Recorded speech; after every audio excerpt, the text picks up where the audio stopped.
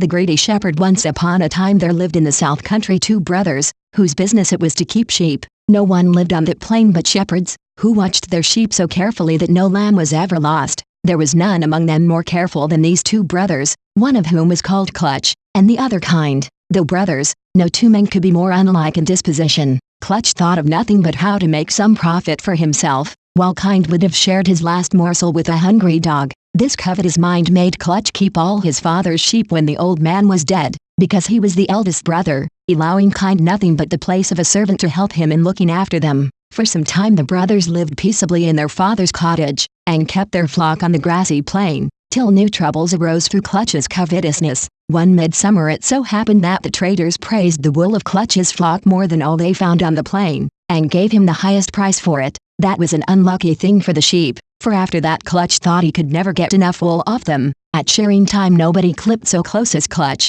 and, in spite of all Kind could dare say, he left the poor sheep as bare as if they had been shaven. Kind didn't like these doings, but Clutch always tried to persuade him that close clipping was good for the sheep, and Kind always tried to make him think he had got all the wool. Still Clutch sold the wool, and stored up his profits, and one midsummer after another passed, the shepherds began to think him a rich man, and close clipping might have become the fashion but for a strange thing which happened to his flock. The wool had grown well that summer. He had taken 2 crops off the sheep, and was thinking of a third, when first the lambs, and then the ewes, began to stray away, and, search as the brothers would, none of them was ever found again. The flocks grew smaller every day, and all the brothers could find out was that the closest clip were the first to go. Kind grew tired of watching, and Clutch lost his sleep with vexation. The other shepherds, to whom he had boasted of his wool and his profits, were not sorry to see pride having a fall. Still the flock melted away as the months wore on, and when the spring came back nothing remained with Clutch and Kind but 3 old ewes.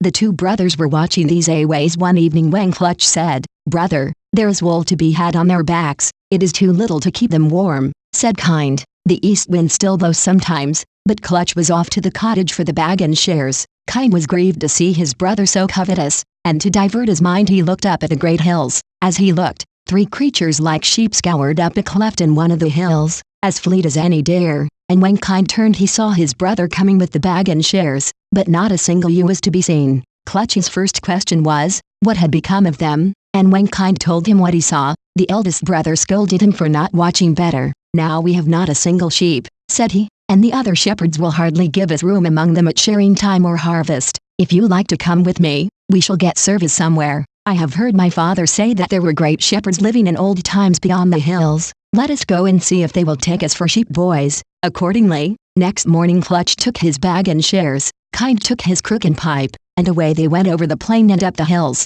All who saw them thought that they had lost their senses, for no shepherd had gone there for 100 years, and nothing was to be seen but wide moorlands, full of rugged rocks, and sloping up, it seemed, to the very sky. By noon they came to the stony cleft up which the 3 old ewes had scoured like deer, but both were tired, and sat down to rest. As they sat there came a sound of music down the hills as if 1,000 shepherds had been playing on their pipes. Clutch and Kind had never heard such music before, and, getting up, they followed the sound up the cleft, and over a wide heath, till at sunset they came to the hilltop, where they saw a flock of thousands of snow-white sheep feeding, while an old man sat in the midst of them playing merrily on his pipe. "Good father," said Kind, for his eldest brother hung back and was afraid, "tell us what land is this, and where we can find service, for my brother and I are shepherds, and can keep flocks from straying, though we have lost our own." "These are the hill pastures," said the old man, "and I am the ancient shepherd. My flocks never stray, but I have employment for you.